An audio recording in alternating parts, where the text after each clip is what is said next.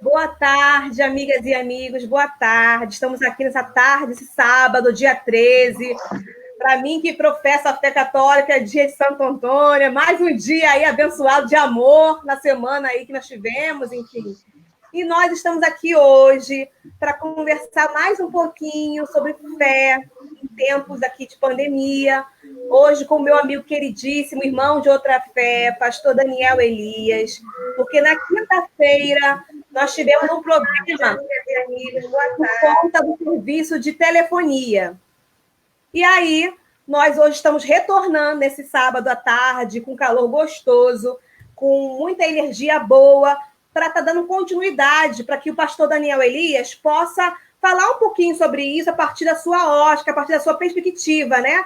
Assim como nós conversamos um pouquinho com o padre Cristiano, da Igreja Senhora da Conceição, de Coelho da Rocha, nós conversamos com a Iá Lúcia de Oxum, de Éden, aqui de São João de Meriti, nós conversamos com nosso amigo Pedro Rodrigues, que atua no movimento, né, de liberdade religiosa na Baixada. Hoje vamos estar conversando com o nosso amigo pastor Daniel Elias, para também falar um pouquinho, a partir da sua perspectiva, como é que está vendo a questão do fechamento dos espaços religiosos, como é que está a relação com os fiéis que precisaram se reinventar, né, como eu havia dito também na quinta-feira, né, para continuar se conectando ao seu sagrado.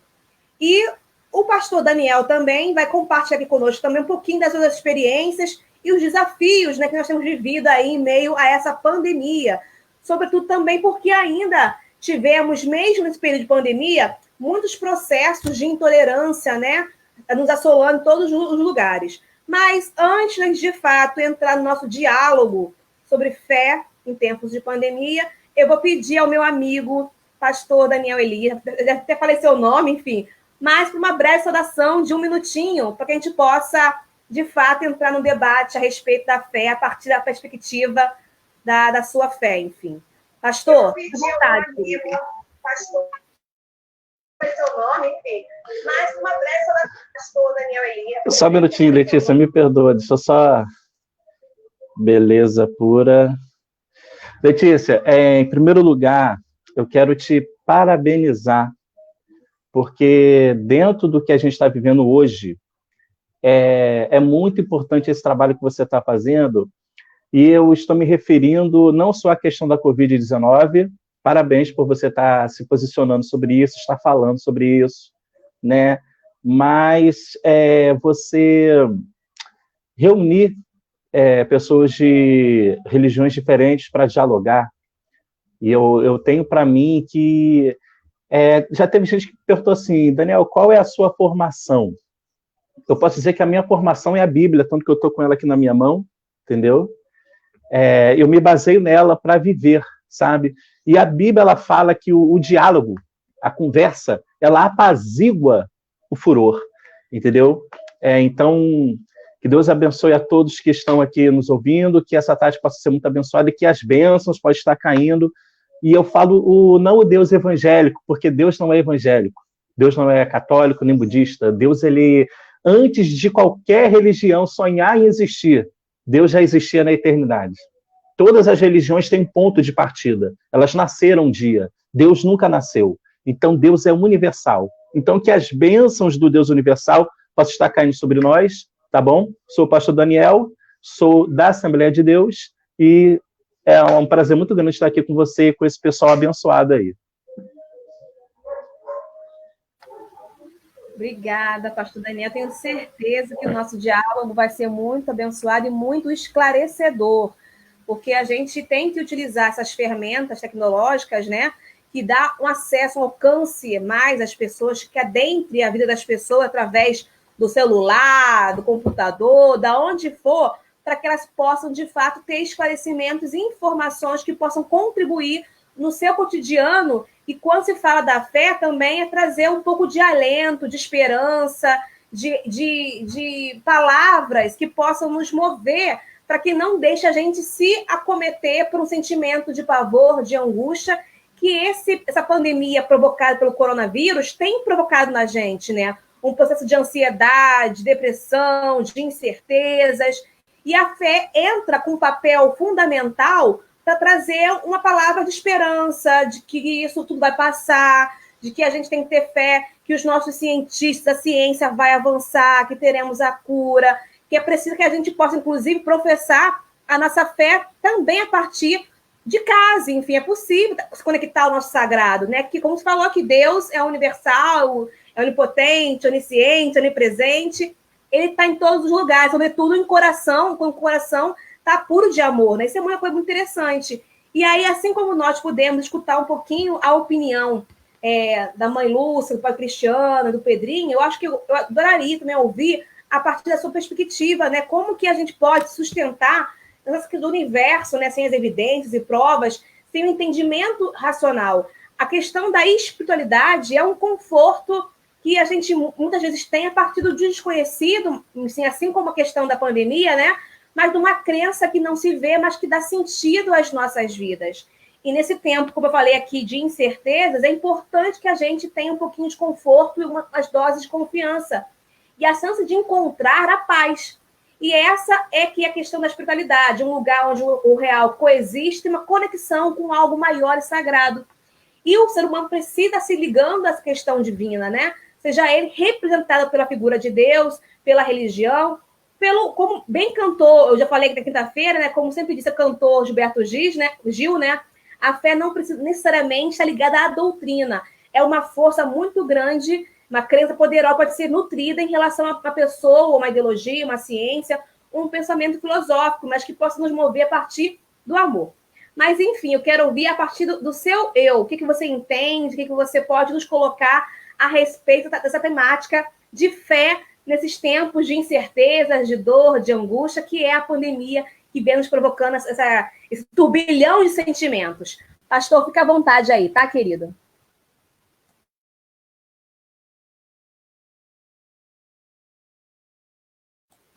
Pastor, pode ficar à vontade. Pode ligar o microfone. Tá mudo. Tá. Amém. Eu poderia ter desmutado, né? Não sei. Letícia, você que está me assistindo agora, ou que vai me assistir depois, vai ficar gravado, né?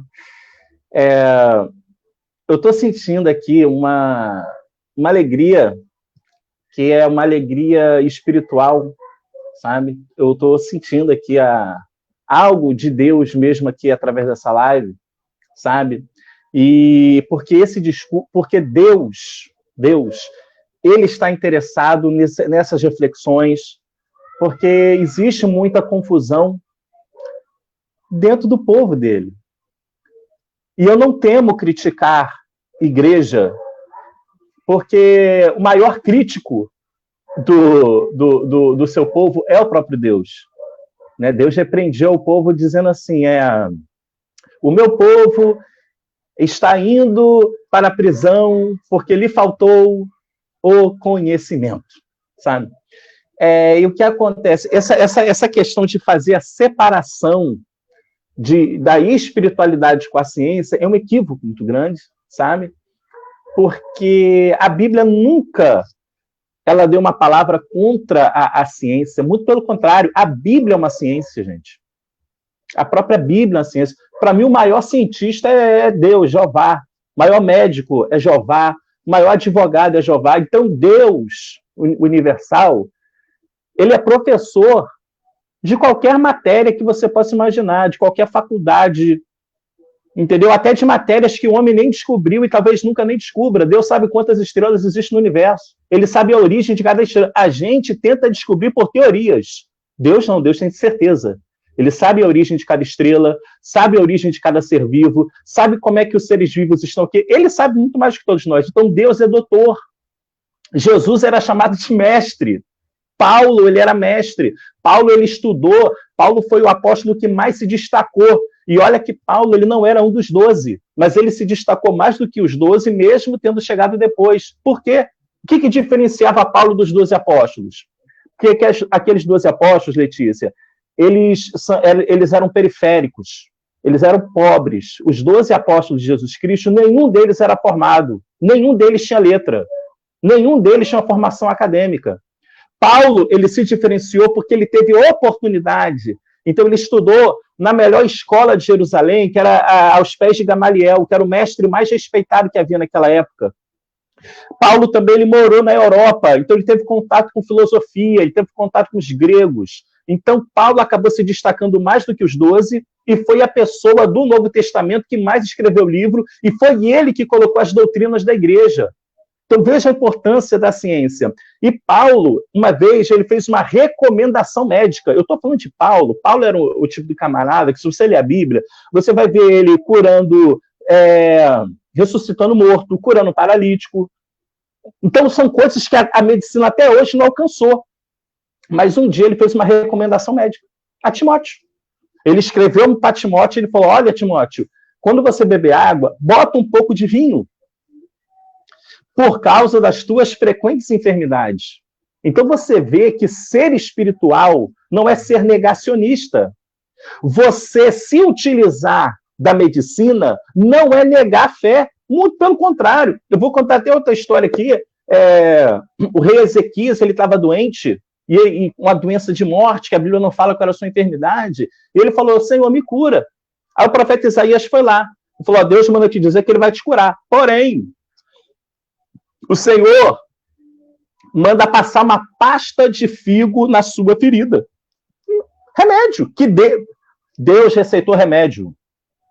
Aí eu posso falar de Salomão. Se você ler o livro de Eclesiastes, você vai ver que Salomão, ele entendia de música. Eu estou falando nem entendimento de pegar um negocinho e ficar batendo, não. Davi era músico. Salomão entendia de botânica. Salomão, ele escreveu sobre tudo que você puder imaginar. E ele livros de Salomão, na Bíblia, se eu não me engano, tem 3. Porém, a Bíblia fala que ele escreveu mais de 3.000 provérbios. Então, o Salomão escreveu muito.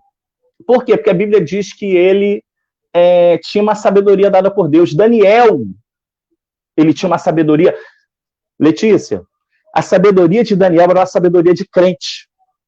Porque a Bíblia fala que Deus deu para Daniel sabedoria de forma que ele era mais inteligente, 10 vezes mais inteligente que todos os sábios da Babilônia. Você tem noção? Então, como é que você vai falar que Deus é contra a ciência? Como é que pode... Uma coisa que eu não fico chateado é assim, em nome de Deus atacaremos a ciência? Não existe, entendeu? Então, Jesus falou...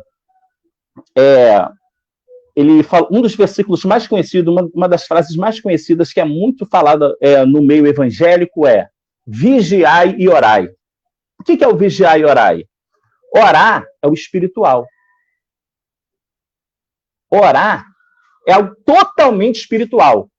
Não tem telefone, não tem internet, é você começar a falar e acreditar que a oração está chegando no céu. Isso é totalmente espiritual, isso é totalmente fé, isso não tem explicação científica para isso, para explicar isso. Porém, antes da oração ele fala vigiai. Então, orar só não é suficiente, tem que vigiar também. E o que é vigiar na Bíblia? Se eu sei que está tendo um tiroteio lá fora, eu confio que Deus me protege? Confio, mas eu vigio. Então, se eu sei que está tendo um tiroteio lá fora, eu não vou lá fora. Então, o que significa isso? Eu confio que o Senhor pode me livrar? Confio, irmão. Eu confio que Deus pode me curar da Covid-19? Eu confio. Mas não é por isso que eu vou desafiar. Porque a Bíblia diz também, não tentarás o Senhor teu Deus. Então, se eu sei que ali tem uma pandemia, ali eu tenho risco de pegar. E mesmo assim eu vou lá dizendo que Deus me garante, não. Eu estou provocando, na verdade eu estou desafiando a Deus, e a Deus não se desafia, porque isso é um desafio ao próprio Deus. Entendeu? Então, o que acontece?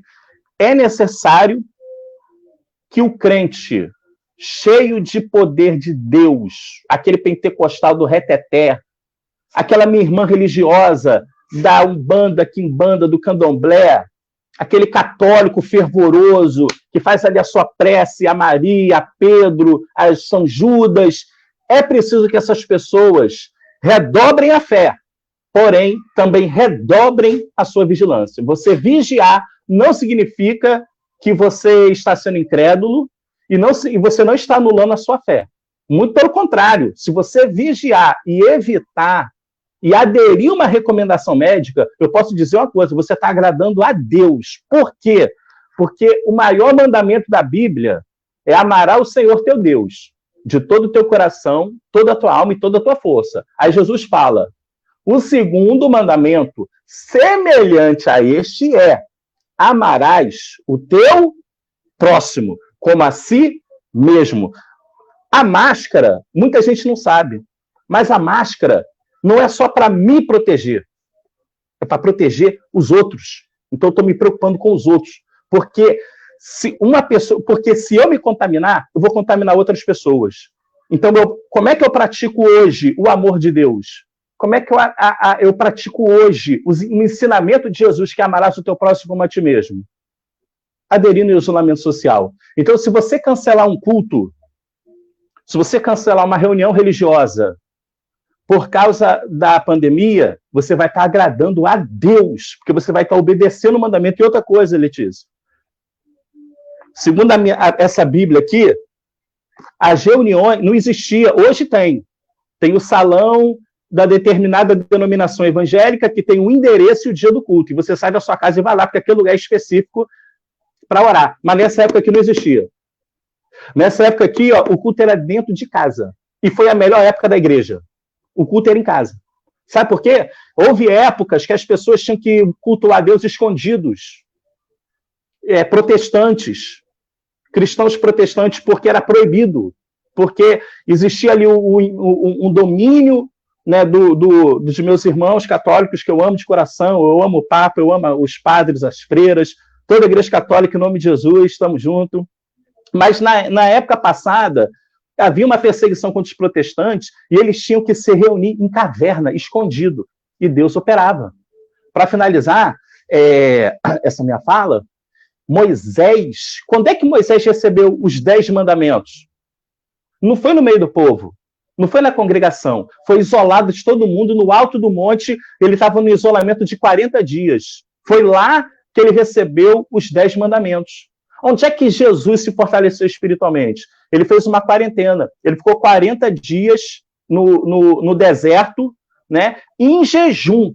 E ali ele estava em contato com Deus. Então você pode muito bem estar na sua casa, estar em isolamento social e estar em contato com Deus, da mesma forma que Moisés esteve, da mesma forma que Jesus esteve. Então o isolamento social, isso não afeta a sua fé e nem a sua vida espiritual.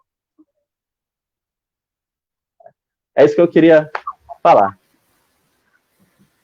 Pastor, você traz uma série de questões que, de fato, nos levam muito a refletir, sobretudo da má fé, né, por parte de alguns seres humanos, né?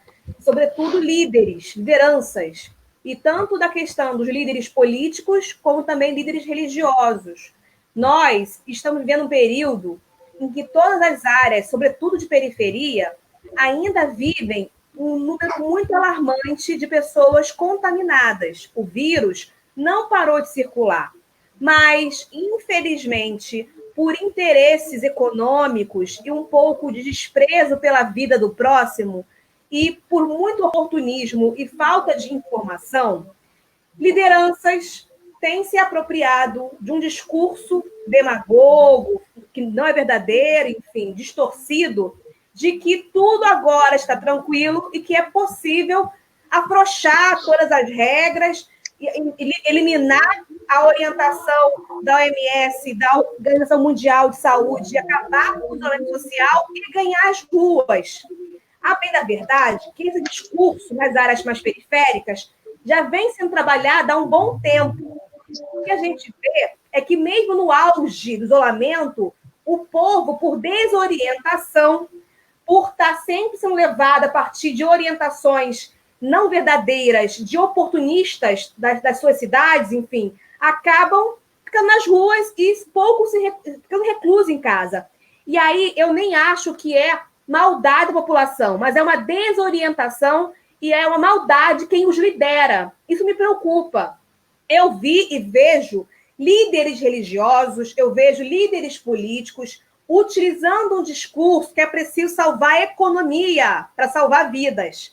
Mas eu nunca vi nenhum discurso dizendo que é importante injetar investimento na população para garantir que elas tenham condições de permanecer em casa. O tempo todo foi forçando o povo trabalhador, a mão de obra trabalhadora, ganhar as ruas, mesmo com o risco de se contaminar, mesmo sabendo que as áreas de periferia nem sequer têm rede hospitalar decente funcionando, ainda assim nós vimos uma má-fé por parte dos gestores incentivando a ganhar as ruas. E eu também vi líderes políticos, líderes religiosos, perdão. E aí eu digo, tanto em relação à fé católica, à fé protestante, eu vi até, inclusive, líderes de matriz africana dizendo que já podíamos voltar aos nossos cultos religiosos no templo. Como se cultuar o seu sagrado só fosse possível em templos com aglomeração de pessoas. Você mesmo trouxe aqui dados da história de que em outrora, né, nos tempos de Jesus, se reuniam com poucas pessoas, até dentro de casa, para falar sobre a palavra de Deus. Se conectar a Deus é se conectar a algo maior e se sobrepõe à humanidade, que nos leva sempre a fazer o bem. Mas nós temos visto que não é bem assim que tem acontecido. E agora, nesses últimos dias, o isolamento acabou de vez, pelo menos para quem percorre a Baixada Fluminense, o que mais vê em todos os cantos é aglomeração. Nossos irmãos e irmãs não usam mais nem sequer máscaras, e isso tem nos preocupado. A gente tem a preocupação também, enquanto liderança, de que elas retomem a sua cotidiana, a sua rotina, o seu trabalho. Ninguém quer o mal do outro, nós não queremos isso. Mas tem ficado bem preocupada como que isso está se dando. Porque, em momento algum, garantir às pessoas condições de manter em casa. E hoje nós vemos uma grande quantidade de pessoas nas ruas. E aí, o que o senhor pode nos falar em relação a isso? Enfim, está correto? É natural que isso venha acontecer? O que isso pode ocorrer? E outra coisa também é um descrédito na ciência. E você falou, não dá para se desligar a ciência da fé. Eu acho que temos que ter fé, inclusive, nos nossos irmãos e irmãs que atuam no ramo da ciência, para que eles possam estar conseguindo aí desenvolver a vacina, a cura, para aí, então, a gente respirar um pouco mais aliviado e conseguir estar às ruas. E mesmo que acabe o processo maior da pandemia, que a gente se mantenha ainda com o resguardo da máscara, de evitar muita aglomeração, os hábitos de higiene têm que continuar lavando as mãos, evitar estar achando que é natural tocar em tudo, depois comer, coçar os olhos, enfim. O que o senhor pode nos falar em relação a esse clima que está hoje acontecendo nas cidades?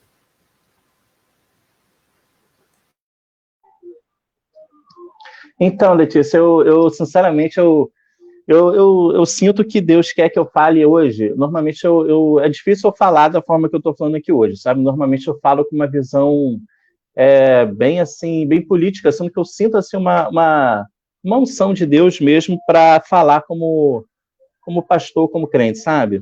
Eu estou lembrando aqui, você estava falando aí, eu estava lembrando de uma coisa. Jesus, ele era meio de esquerda, Jesus era meio... Então, na hora dele escolher os 12, como eu falei, ele quis dar oportunidade para quem não tinha, né? Então, ele chamou só pescador, era a classe trabalhadora, ele não escolheu um escriba, um sacerdote, né? Se eu não me engano, acho que Mateus, ele era cobrador de impostos. Então, sendo que até para ser apóstolo, o conhecimento ele faz diferença. Na hora, o evangelho, existem 4 evangelhos, 4 livros que contam a história de Jesus: Mateus, Marcos, Lucas, João. O mais completo, isso eu falo segundo a teologia, eu nunca fiz teologia, mas eu leio bastante livro, ouço teólogos. Segundo a teologia, o mais completo é o de Lucas. Lucas não era um dos 12 e Lucas não estava em Jerusalém acompanhando os fatos. Mateus foi testemunha ocular. João também. Provavelmente Marcos também. Eu não posso dizer com certeza, mas provavelmente sim, porque ele era de Jerusalém. Mas como que pode Lucas escrever o evangelho mais completo se ele foi o único que escreveu, não sendo testemunha ocular? A Bíblia diz que Lucas ele era médico. E antes dele escrever, ele fez um estudo, ele fez uma pesquisa, ele foi averiguar. A Bíblia fala assim, que ele foi averiguar Ele foi averiguar minuciosamente os fatos. E outra coisa, Lucas, quer ver? Eu vou até abrir aqui para ler. E eu vou falar sobre essa questão também. Fica tranquilo que eu peguei bem a sua fala, tá? E vou passar a minha visão. Ó.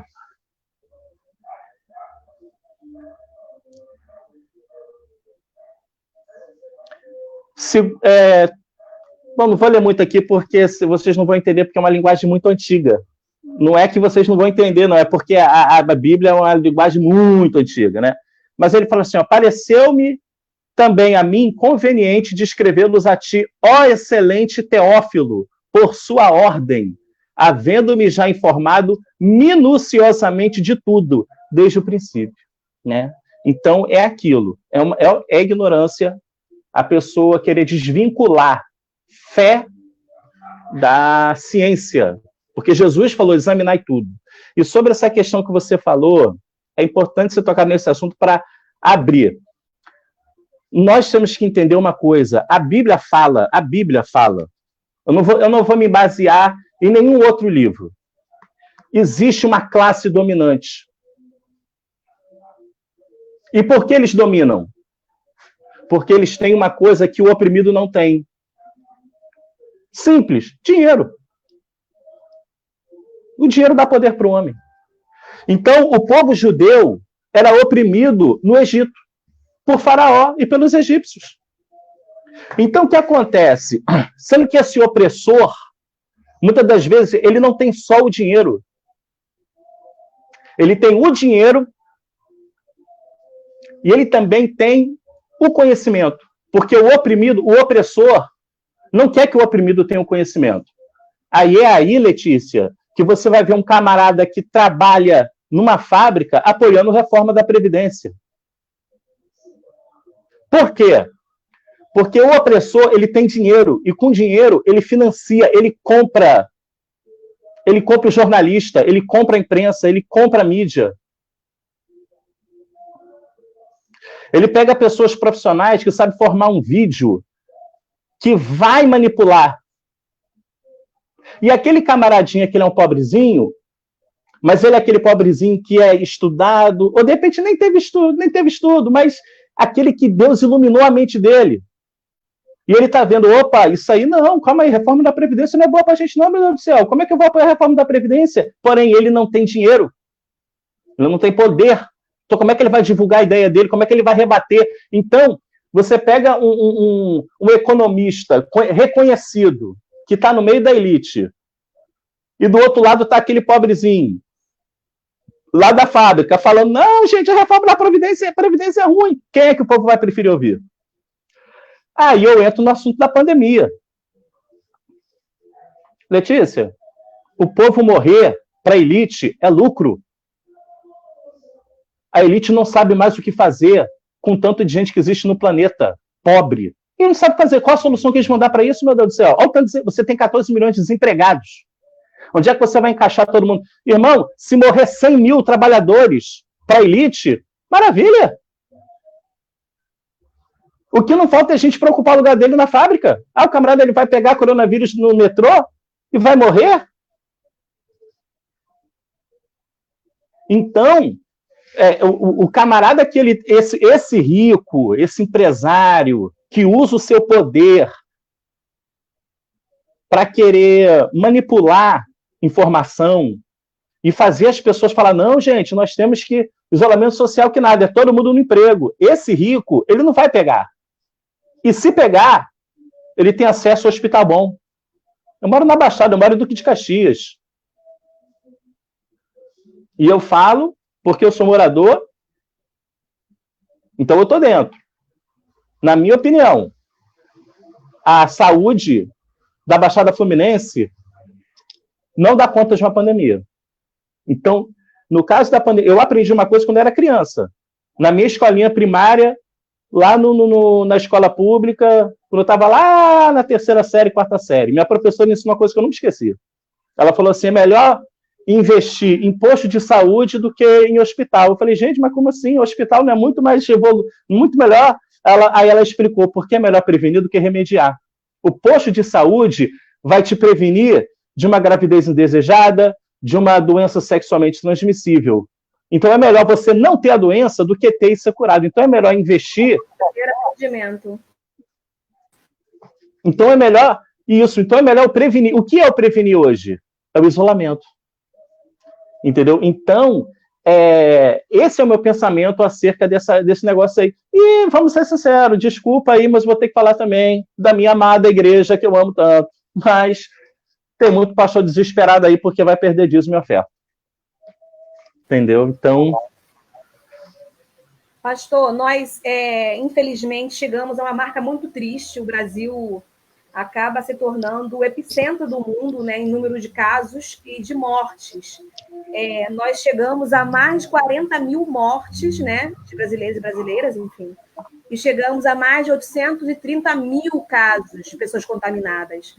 E tem uma cena que muito me chocou essa semana, de um senhor alinhado ao pensamento do presidente da República, né, pensamento bolsonarista, que ele foi muito desrespeitoso no ato simbólico de famílias que perderam seus entes queridos pela Covid, de cruzes na areia da praia, em Copacabana, lá, enfim, naquele ato simbólico, né?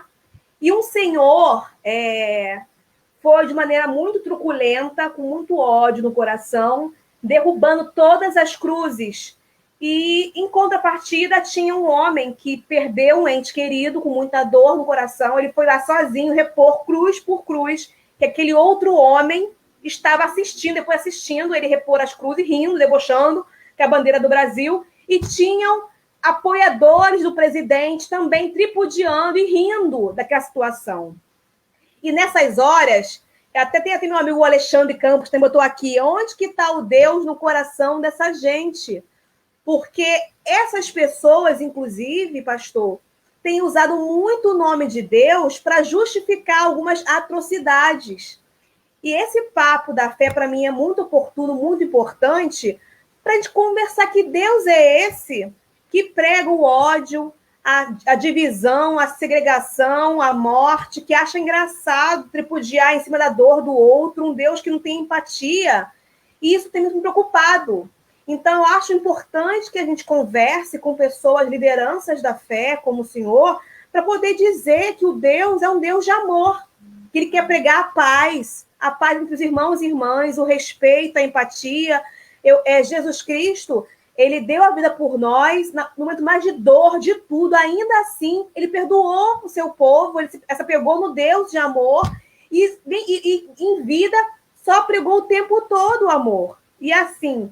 mas distorcem, pegam a Bíblia, né, e começam a distorcer uma série de passagens para poder justificar atrocidades, de olhar para o outro e julgar pela sua cor da pele, pela sua fé que professa. Se você é de um sexo diferente, sou mulher, se você é homem, também te avalia de outra maneira. Se um adulto que avalia uma criança, é um adulto que avalia uma pessoa idosa, e assim vai, o tempo todo julgando a partir das diferenças, quando, na verdade... as diferenças deveriam nos unir, nos complementar, nos fazer agir em fraternidade. Mas, infelizmente, hoje em dia, nós vemos muitas lideranças religiosas utilizando o nome de Deus em vão, distorcendo as palavras, né, de Deus. E aí eu gostaria que o senhor pudesse trazer uma palavra de alento, o que de fato diz a palavra de Deus, o que de fato... disse Jesus a partir dos seus ensinamentos quando esteve aqui na Terra dialogando, enfim, porque há muita distorção dos valores e muita distorção do que realmente se propôs Jesus Cristo aqui na Terra. Essa cena, para mim, me marcou, eu fiquei muito triste, porque, inclusive, as pessoas, ficam meio que coniventes, omissas, sabe? Ninguém interviu na atuação daquele senhor derrubando as cruzes, e ninguém ajudou o outro irmão a recolocar as cruzes. Isso me preocupa. Então, eu trago essa reflexão para que a gente possa falar a partir do olhar quanto líder religioso, protestante, sobre isso. Isso, para mim, é uma questão que eu acho que é importante a gente deixar uma mensagem aqui. Já estamos partindo para o nosso encerramento da nossa live, mas acho que é importante também a gente refletir em cima disso. Letícia, o dono da igreja é Jesus. e ele falou uma vez o seguinte: o meu reino, ele não é desse mundo. Quando o povo viu Jesus, pensou assim, gente, esse é o cara da revolução, esse aí é o cara que tem que ser o nosso presidente, vamos derrubar o Império Romano, e Jesus se escondeu. E então Jesus não tem parte com esse mundo. O reino de Jesus aqui na Terra, ele existe, porém esse reino na Terra, ele é espiritual. É um reino que está dentro de outro reino. E o reino de Jesus, Letícia, respeita o reino dos homens. Daniel, quando ele estava na Babilônia, existia leis na Babilônia que eram contrárias às leis dele. E por nenhum momento ele tentou mudar nenhuma lei daquela. Baixou um decreto que não podia orar durante 30 dias. Daniel não foi lá para querer mudar, porque ele sabia que ele não estava no reino dele, sabia que estava no reino dos outros. Na Babilônia, uma vez baixou um decreto que todo mundo tinha que adorar uma imagem de escultura. Mesaque, Sadraque e Abednego, eles faziam parte do governo. Eles não tentaram mudar o decreto.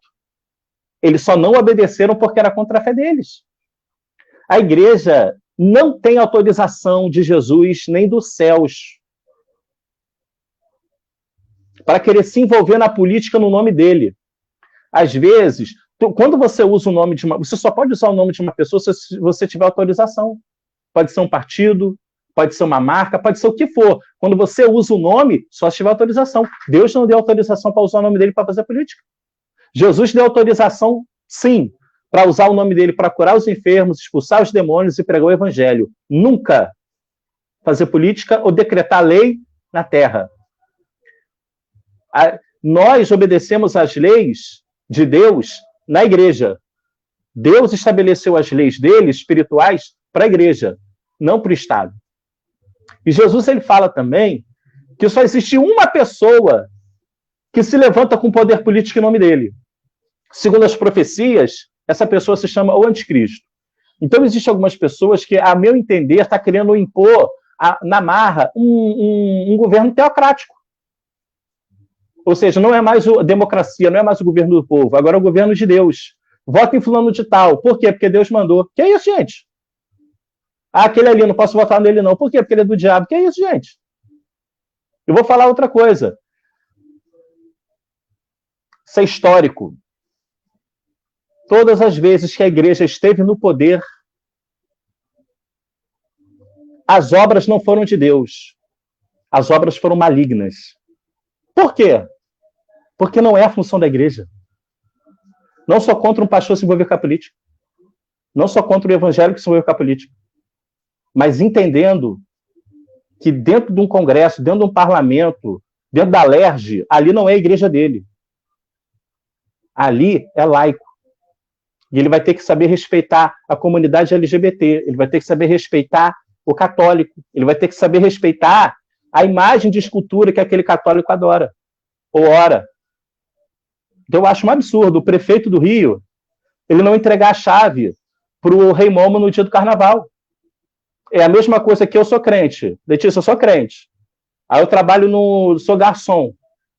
Aí o camarada chega para mim e fala, eu quero uma cerveja.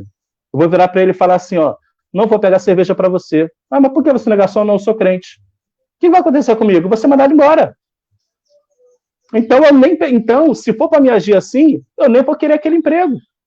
Então, se o evangélico quer se envolver com a política, ele se envolva sabendo que ele vai ter que respeitar a fé das pessoas e os costumes das pessoas. Então, para finalizar, quando a igreja esteve no poder político, esse período é conhecido como Era das Trevas. Hoje, nós temos um presidente que acreditam evangélicos que ele está ali por Deus, ele está ali, ainda que não é a totalidade dos evangélicos, mas ele está ali em nome dos evangélicos, com o apoio dos evangélicos, com o apoio de pastores evangélicos. Inclusive, eu sou atacado como falso profeta por não apoiar ele, porque o nome Igreja Evangélica está vinculado ao nome do Bolsonaro. E o que me chama a atenção é, como pode uma pessoa que está na presidência, representando a igreja, representando Jesus, representando a Bíblia, e com tanta desgraça, com tanta divisão, com tanto ódio, um povo que flerta com o nazismo descaradamente como eu nunca vi. Com o fascismo. Quando aquele menino morreu sufocado no Extra, eu fui lá na manifestação. E a gente entrou lá dentro. Sabe o que aconteceu? Devia ter, talvez, no máximo 200 pessoas, não lembro. A gente entrou pelo estacionamento, chegamos até a grade. A gente não chegou lá para bater, para gritar, não. Era uma manifestação pacífica. Alguém lá de dentro gritou: é Bolsonaro! Com ódio. Esse espírito não é o de Deus. Essa divisão, Jesus falou, todo reino dividido não subsiste. E hoje nós temos um Brasil dividido e polarizado. Ódio, ignorância, negacionismo. Tudo isso é fruto do absolutismo. De quando uma pessoa quer impor ali, é eu que mando, é eu que sei, e não aceita ser questionado. E o resultado disso é morte. De uma forma ou de outra. Se não for por guerra, se não for por câmara de gás, se não for por câmara de gás, se não for por tortura em um porão, é por uma epidemia. Tá aí, 40 mil mortos. Superou a expectativa dele, que era só 30 mil. Então, a Bíblia diz, quando o justo governa, o povo se alegra. E eu pergunto, cadê a alegria? Essa é a minha palavra.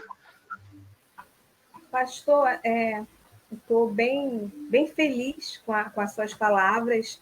Eu tenho certeza que as pessoas estão refletindo nesse momento, a partir da sua colocação, das suas considerações. Realmente, a gente vive um período de um injusto no poder, gerindo esse país.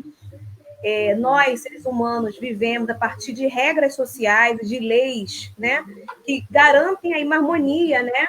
E a fé também vem para isso, para dar limites, saber aquilo que a gente deve ou não deve fazer, ter discernimento, né, clareza das informações. Mas vivemos realmente uma era de negação, né, da ciência, das fake news, das distorções da realidade e da utilização da fé para interesses muito obscuros, obscurantistas, que fala assim, né? A questão da fé, essa que é a verdade. Temos um tirano que, inclusive, o tempo todo falou em nome do nosso Pai, nosso Deus, mas que ele podia ter qualquer coisa, estar perto de qualquer coisa, menos de Deus. Porque Deus, a partir do que você colocou, do que eu pude ouvir o Padre Cristiano, e que eu pude ouvir a Mãe Lúcia, os verdadeiros líderes religiosos colocam a mesma coisa. Deus é amor. E ele respeita o seu próximo na sua essência. O Brasil ele é plural, o mundo é plural, ele é diverso. E cabe a nós respeitar essa pluralidade de pessoas e de ideias. Eu acho que cabe a cada ser humano, a cada pessoa, entender isso. E que Jesus, da fé cristã, né, nosso Deus, e até mesmo Deus de quem professa outras religiosidades, enfim, todo Deus tem a premissa maior, que é amor. O amor altruísta. O amor que se preocupa com o seu próximo. Mas não se preocupando quem é o próximo. Se ele é negro, se ele é branco, se ele é rico, se ele é pobre. Não, ele se preocupa. Que é um amor altruísta. É um amor que, às vezes, dá a própria vida para que todo o seu povo, né, consiga viver bem, em paz. E eu tenho fé, essa fé que a gente professa, essa fé bonita, altruísta, que o nosso povo possa refletir e rever, até mesmo, não quero misturar, mas se aproxima aí outras eleições agora de 2020, que o nosso povo possa ver a partir de projetos e não de pessoas somente. O que essas pessoas têm como projeto de sociedade? É um projeto que inclui pessoas? É um projeto que respeita as pessoas? É um projeto qualificado que pensa em melhorar a vida das pessoas, em melhorar o primeiro atendimento, a trabalhar pela prevenção, que é sempre muito melhor mesmo atuar pela prevenção, não atuar depois que se perderam vidas. Hospital, emergência, é para quando não tem jeito. Mas se nós temos gestores compromissados que cuidam da prevenção, dos postos de saúde, do atendimento, eu tenho certeza que a demanda nos grandes hospitais serão bem menores. Então, assim, pastor, eu fico muito feliz de ouvir o senhor, fiquei muito feliz de ouvir mãe Lúcia, fiquei muito feliz de ouvir o padre Cristiano, o Pedrinho, e fico muito feliz de saber que o bem, ele é muito maior. Por mais que, às vezes, o mal pareça que é maior, né, porque está no poder, mas eu ainda tenho fé, e partindo do nosso ponto de vista mesmo, o bem ele é muito maior, é muito superior. E eu peço muito que as pessoas de bom coração, que elas possam se aproximar ainda mais da vida pública, porque a política não é algo ruim. A questão da polis, do pensar no povo, do administrar a vida do povo é algo bom. É você que tem bons valores, bom comprometimento, discernimento e conhecimento, colocando a sua vida à disposição do bem comum. E a política, na verdade, precisa de melhores pessoas, porque o mal está lá, tem interesse, é no dinheiro econômico. Mas os bons também, os justos, precisam também se apropriar desse espaço para mudar essa realidade, para que nenhum outro político do perfil do atual presidente possa ter vez e que nós possamos voltar a ter um país mais unido, mais fraterno, mais solidário, sabe, mais altruísta, que respeite mais. Eu, às vezes, pareço, pastor, que estou vivendo outrora, lá no passado, depois de muito povo negro ter sido arrancado da sua terra, trazido para o Brasil, foi escravizado, tratado como mercadoria, depois de muita luta, deram a tal da abolição, mas não lhe deram condições para sobreviver de maneira digna, não lhe deram terras, e vem lutando durante toda uma história para que o ser humano entenda que é preciso respeitar as pessoas, não porque é mulher, ou porque é homem, porque é negro, porque é branco, mas é difícil entender isso, e hoje estamos nos deparando com o escancaramento de sentimentos que eu achei que estava sendo abolido, né? O sentimento do preconceito, do racismo, do machismo, da LGBTfobia, da divisão, né? Do julgar o outro a partir de uma ótica dominante, né? Se você não é branco, se você não é hétero, se você, né, tem um padrão, um perfil dominante, que se você se difere disso, é tratado como algo menor e que não deveria ser. E a fé tem que vir justamente para trazer a palavra de amor, que todos somos iguais aos olhos de Deus, e que é preciso amar tudo e todas as coisas, né? E é isso que eu acho importante que a gente possa estar falando, usar a nossa fé com uma boa fé, com uma boa ação. Enfim, muito obrigada. Eu quero que você agora faça as suas considerações finais. Para mim foi excelente te ouvir, assim como foi excelente ouvir mãe Lúcia e para Cristiano. Eu acho excelente ter esses espaços de diálogo para quebrar preconceitos. Eu acho que isso é fundamental. Ouvir diferentes perspectivas, porque as pessoas, inclusive, atuam com preconceito porque elas não conhecem, elas desconhecem. E o desconhecido gera receios, né? Mas quando a gente conhece, a gente percebe que é possível se aproximar do diferente, acolher e amar e viver feliz. E acho que isso, inclusive, é que deveria ser a grande sacada aí, a partir de quem, de fato, professa a fé, sobretudo a cristã, né? Do amor. Que a gente possa, então, ter fé, inclusive, no homem, na ciência, no bem coletivo, na fraternidade e, de algum modo, que todo ser humano possa alimentar no coração uma espiritualidade ligada na vida. Fique à vontade, pastor Daniel Elias, para suas considerações finais. Foi uma tarde abençoada, sabe? A gente falou aqui de coisas muito importantes. Esse debate é muito importante porque uma mentira ela só prevalece enquanto a verdade não chega. E os pastores que usaram a Bíblia para apoiar o fascismo, o bolsonarismo, eles usaram de má fé com a palavra que você usou bastante, sabe?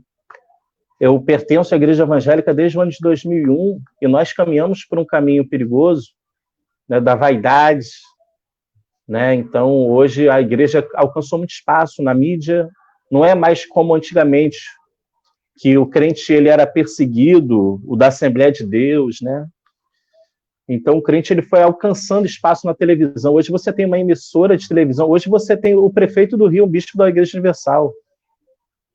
Quem diria isso em 92, quando eu cheguei no Rio? Nunca, entendeu? Aonde que você vê uma emissora de uma igreja evangélica batendo de frente com a Rede Globo? Nunca você ia sonhar com uma coisa dessa. Sendo que, infelizmente, aí entrou a ambição. Entrando a ambição, se corrompeu e aí passaram a usar de má fé, usando a Bíblia para manipular as pessoas, porque uma das coisas que fazia Marx, ele tem um certo repúdio à religião, principalmente a cristã, é porque na época dele ele viu isso. As pessoas usando a religião de má fé para dominar os corpos, dominar vidas e conduzir conforme os seus propósitos, né? Então, foi uma tarde abençoada, tá bom? Eu creio que o momento foi esse. Eu fiquei triste, o seu amigo que ele trabalhei para você, ele viu que eu fiquei ali tentando entrar quase até o final, não consegui. Eu queria muito participar do debate com os demais irmãos. Já participei de debates com só o bandista e só eu de evangélico aqui e ali, a gente se dando super bem. No final eles ainda me abençoaram, eu ainda orei por eles, foi uma coisa abençoada, né? Então, que tudo isso que a gente esteja passando sirva para a gente mesmo refletir muita coisa. Eu acho que a escravidão, o que aconteceu aqui, não houve ainda uma reflexão séria sobre isso. E a verdade é que isso é muito recente. A gente tem pouco tempo. Não foi a escravidão, não tem tanto tempo assim, não. Entendeu? Tem muito pouco tempo tudo isso.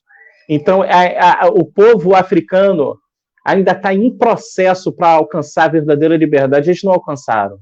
Não alcançaram. Eu estava vendo ontem eu vi um filme chamado Os Donos da Rua. É um filme de 1991 que trata de um bairro negro. Um bairro onde só moram pessoas pretas. Se eu não me engano, é em Los Angeles, South Central, acho que é isso. E eu comecei a observar o filme e falei, gente, isso aí é o povo. Esse povo é um povo escravizado. Porque agora eu estou com essa visão. Eu estava observando a forma que os acontecimentos do filme faz a gente refletir.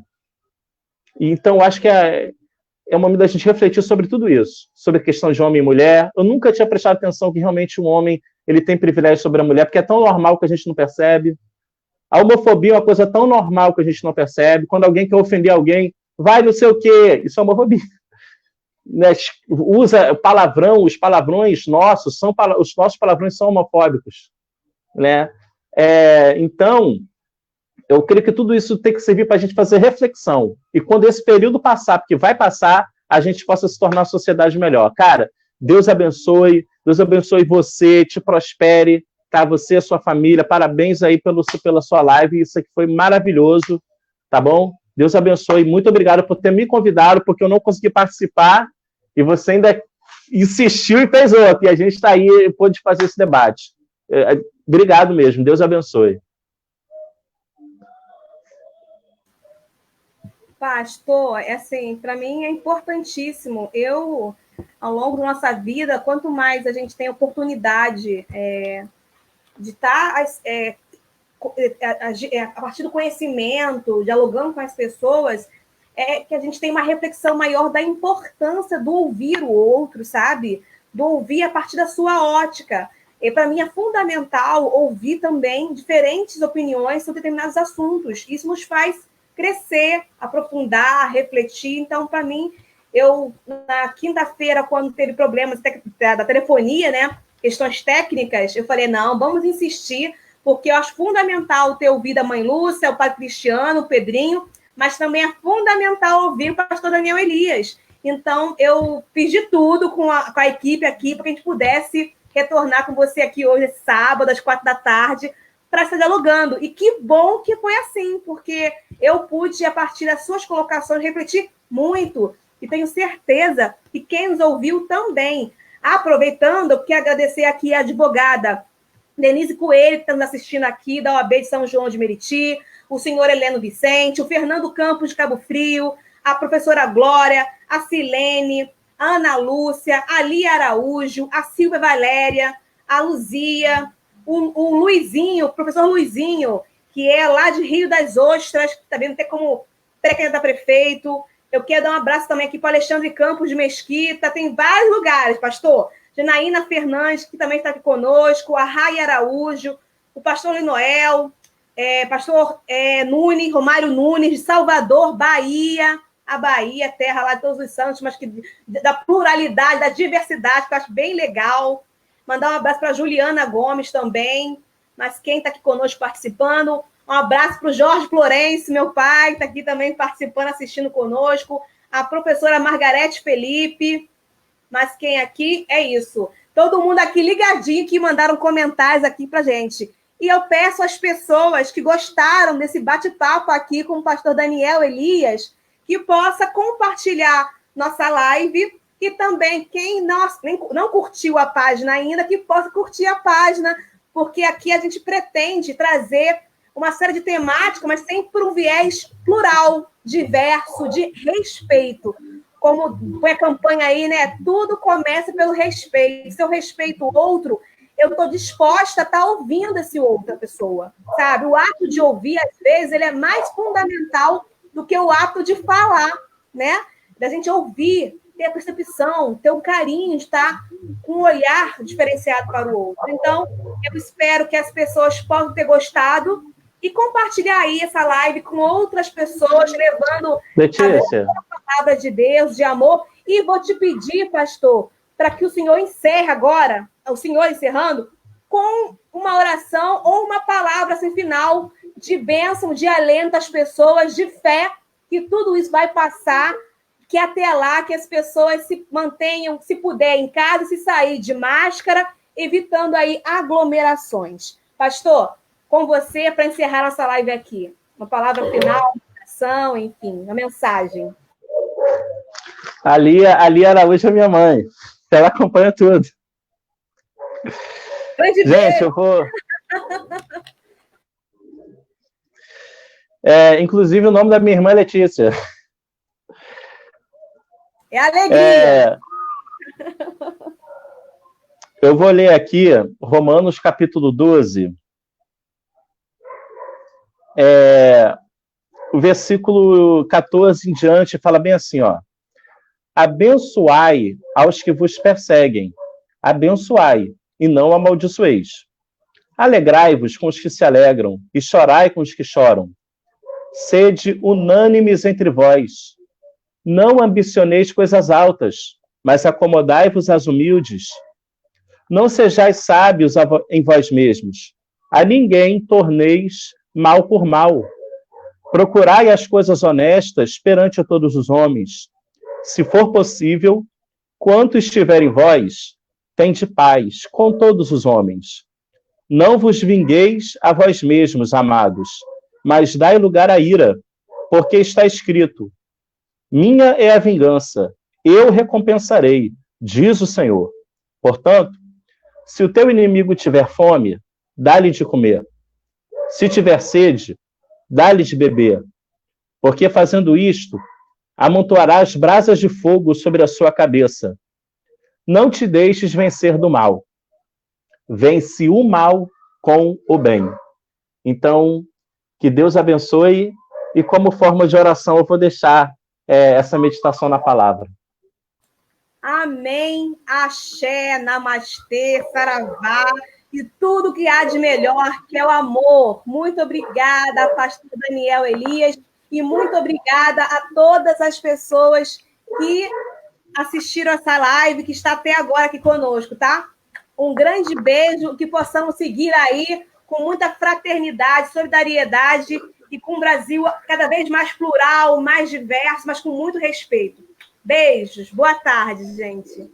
Valeu, axé, a paz, shalom. Namastê, amém.